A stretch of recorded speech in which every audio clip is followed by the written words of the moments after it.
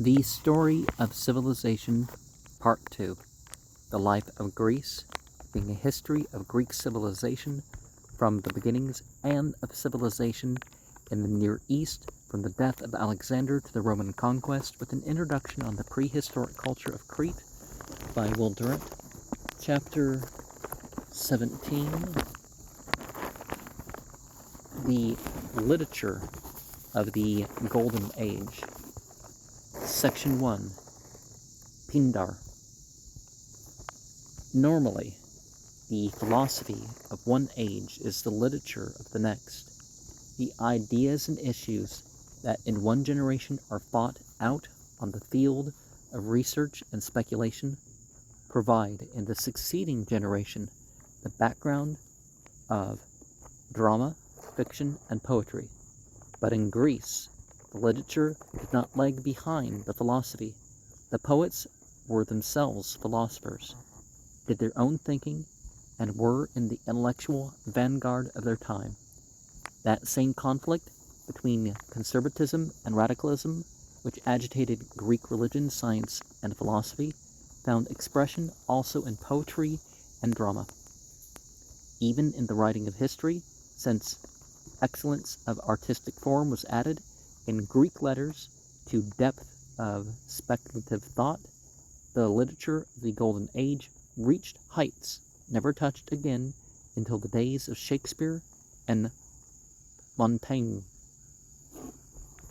Because of this burden of thought and the decay of royal or aristocratic patronage, the 5th century was less rich than the 6th in lyric poetry.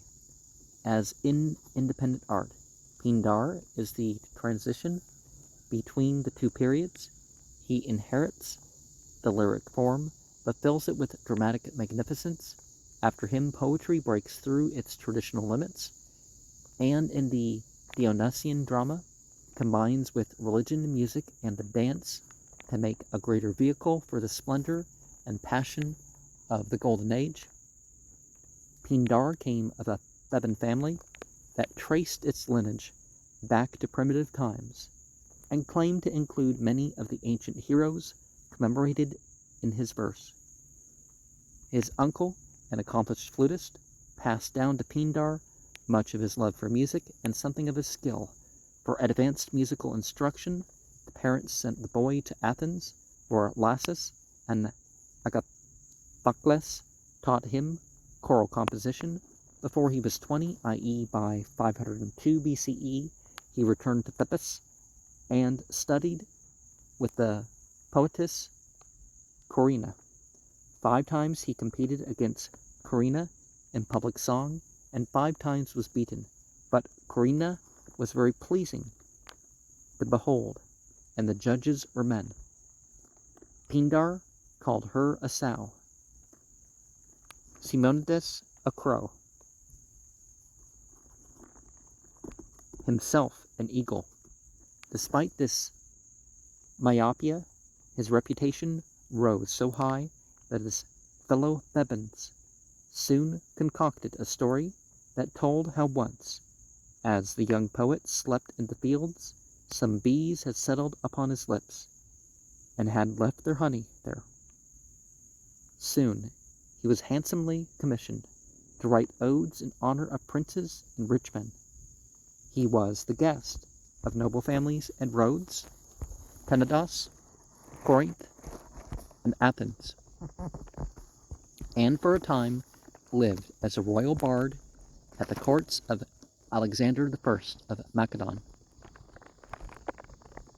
Theron of Acragas and Hieron I of Syracuse, usually his songs were paid for in advance, very much as if a city should, in our days, engage a composer to celebrate it with an original composition for chorus and dance, and to conduct the performance himself. When Pindar returned to Thebes towards his 44th year, he was acclaimed as Boeotia's greatest gift to Greece. He worked painstakingly, composing the music for each poem and often training a chorus to sing it. He wrote hymns and paeans for what were considered to be deities.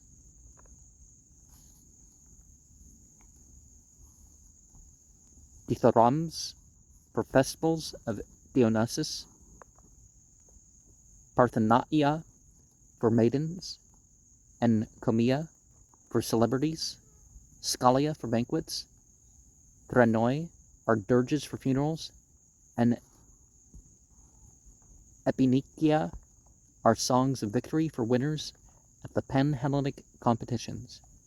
Of all these, only 45 odes remain named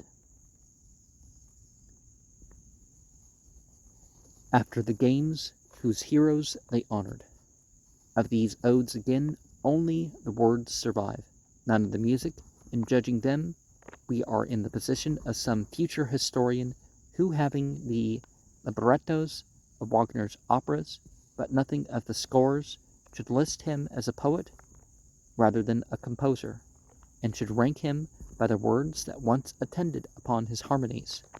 Or if we picture some Chinese scholar, unfamiliar with Christian story, reading in one evening, in lame translation, 10 Bach chorals, divorced from their music and ritual, we shall measure our justice to Pindar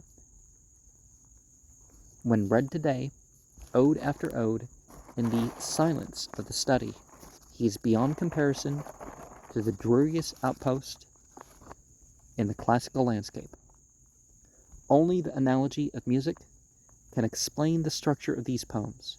To Pindar, as to Simonides and Bacchylides, the form to be followed in an Epinician ode was as compulsory as sonata form in the sonatas and symphonies of modern Europe.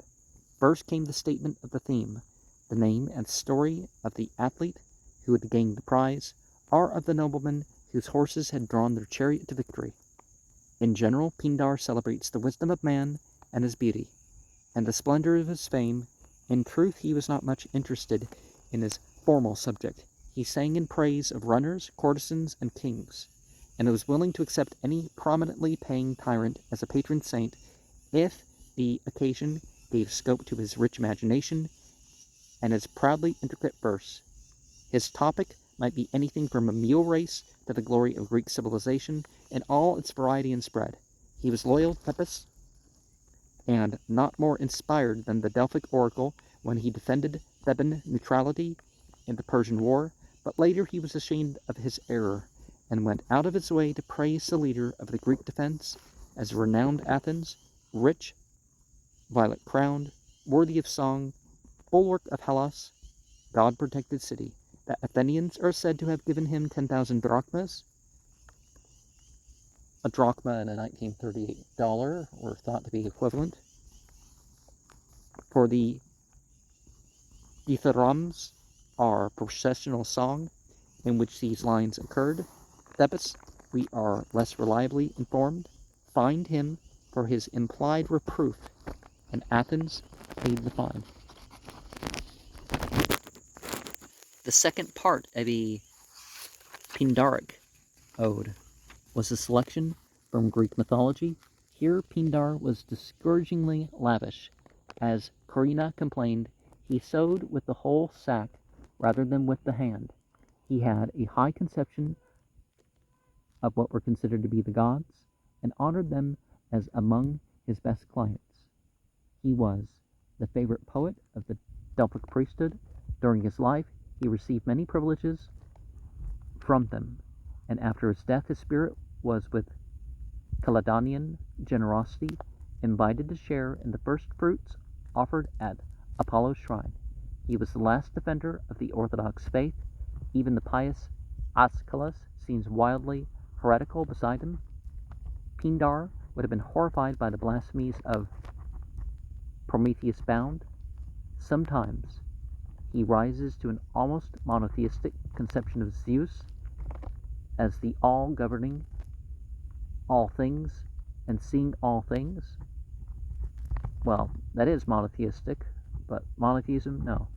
And Christianity isn't monotheism either. And Christianity's monotheism, that takes most religions along suit, right?